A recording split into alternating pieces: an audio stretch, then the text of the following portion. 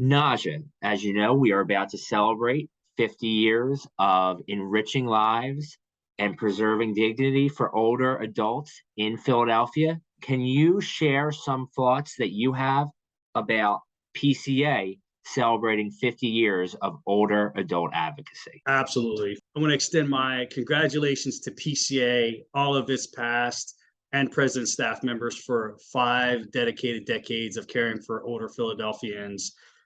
This is a tremendous group of folks that believe in the mission, believe in supporting older adults, and I'm just absolutely humbled to work with such a great group of folks. Again, congratulations on 5 dedicated decades of tremendous work for Philadelphia and our older adults. Please share just some of your background with PCA, your tenure here. What brought you to PCA? And yeah, just give us a little bit about your history here with the agency. I started in social services, working with behavioral health consumers and working with children at a time that my grandmother's health started failing. I knew that I wanted to dedicate more of my time and my career to supporting older adults. When she passed, I said I knew I wanted to make sure that if there's any other loved one I had in my life that needed supports navigating a very complex long-term service and support system, I wanted to be there for them. So in 2002, I started working at the Bucks County Area Agency on Aging as a care manager. Fortunately, worked my way through the agency and was promoted as the agency's director in 2011. Fast forwarding a few years, I've been working with, collaborating with PCA when I was the director of Bucks County Area Agency on Aging. So I came to PCA in 2017 as a chief strategy officer, assumed my current role as president and CEO in April of 2020. During your tenure as PCA CEO, are there any aging issues that are of particular importance to you or come first to mind that need to be addressed by an agency such as PCA? How much time do we have? Because I have a long list. But a few that come to mind, of course, is just making sure that we do our part to support all older adults that are at risk for elder abuse. Mhm. Those that are at risk for abuse, neglect, financial exploitation, and abandonment. Our goal is to not only mitigate the abuse, but eliminate elder abuse. So that's certainly one that comes to mind to me.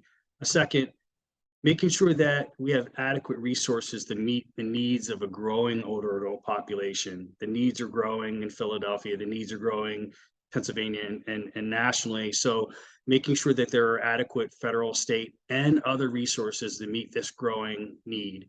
And then third, I would say is we're a social service agency.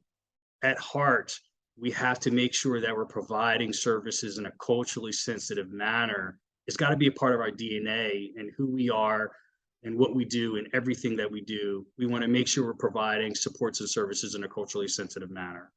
Fantastic. And a big part of PCA also, I know you would agree, is that we try to the best of our ability to act as an advocate on behalf of older adults.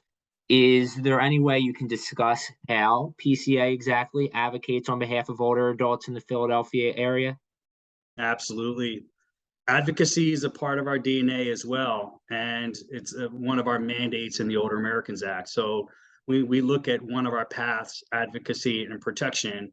It's making sure that we're providing these services like legal services for those that need legal supports and counseling. The ombudsman program, if people have concerns or complaints regarding the long-term care services they're receiving.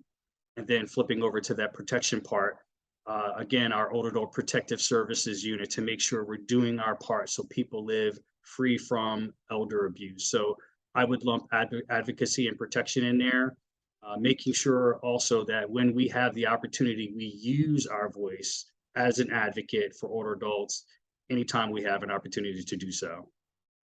And also, as we well know, PCA also supplies older adults with a lot of help in the home. Can you discuss some of the programs that we help in that area as well?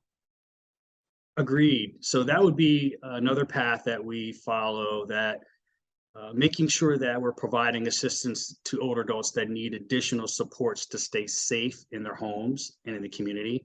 And that's where we'll pair older adults with things like home delivered meals for those that are unable to get to one of our congregate meal sites at the senior centers, personal care supports for those individuals that need assistance with bathing, dressing, grooming, adult day services if they need a safe, structured environment during the day, medical equipment and supplies, personal emergency response buttons, and things like that.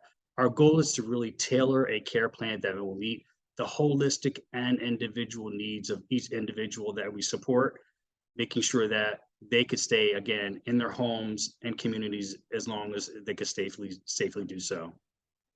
Exactly. So, as we've clearly highlighted here, Najja, we are doing a lot of great things throughout the Philadelphia community for older adults and adults with disabilities. So, I really just want to open it up to you. It's 50 years. Are there any closing remarks that you'd like to share with staff and our community partners, really, as we get excited for the year ahead of celebrating the 50th anniversary? Again, I'll just say congratulations to our current and past staff members for 5 tremendous decades of providing supports to older adults. I'm so extremely proud of our first 50 years. And I have to share, I'm even more excited about the next 50 years and beyond. So I would just close by saying happy birthday, PCA. Fantastic. Thank you so much, Najja.